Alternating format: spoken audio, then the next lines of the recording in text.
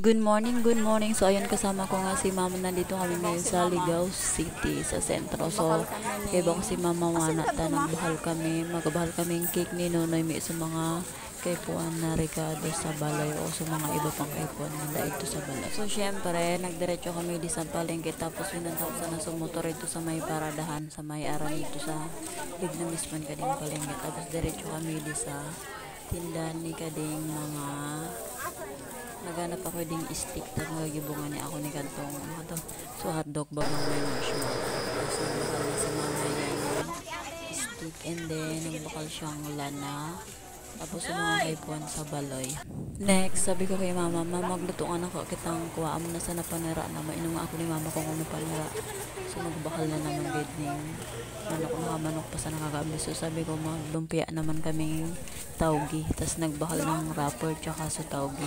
So nagbakal mga ni si mamang chinilas no, duwa nga ko. Tapos pagkatapos niya to, diretso na kami di sa may highway, sa may square, sa may park pala. Di na sana ako nagbahal cake. Di na ako nagbahal sa Graceland kasi ang team ni Nunoy is color blue. So ang nandun sa puro mga chocolate yun. So dito na lang ako bumili. So bali dito medyo mura, 300 lang siya. So syempre blue ang pipiliin natin. Tapos nagsulat na din ako ng ilalagay sa cake na ayan, sulat. Syempre happy birthday, happy 5th birthday Nonoy lang, B-boy ang aking ipinalagay. So pagkatapos niya nagbayad lang ako dyan. Tapos diretso na kami uwi.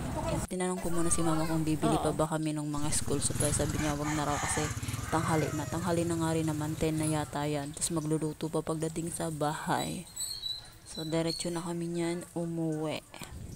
So ayan, nandito na nga kami sa bahay. Syempre nilabas ko na ang konti lang namang binili at sa toolbox ko na lang siya nilagay para di na si mama mahirapan ng bit-bit ha. Syempre, so dara-dara niya cake bad magkatirikwang. Ayun na si Nonoy, excited yan. Ay, maputo ka din lubog. Dara ka din bag ko.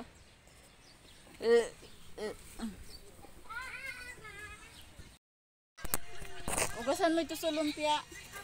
Igisa mo. Iputos ko sa lumpia wrapper. So ayun na nga muna, tinanggal muna natin ang ating mga fraps, ang helmet at ang jacket dahil sobrang init na ako. So hindi pa nga ako dyan nag-aalmusal. So ang ginawa ko, nagpabili si mama ng tinapay kasi hindi na siya bumili sa sentro ng tinapay. Tapos nagtimpla ng kape. Hindi ko rin naman nainom yung kape kasi sobrang naiinitan ako. Nagtubig na lang ako dyan.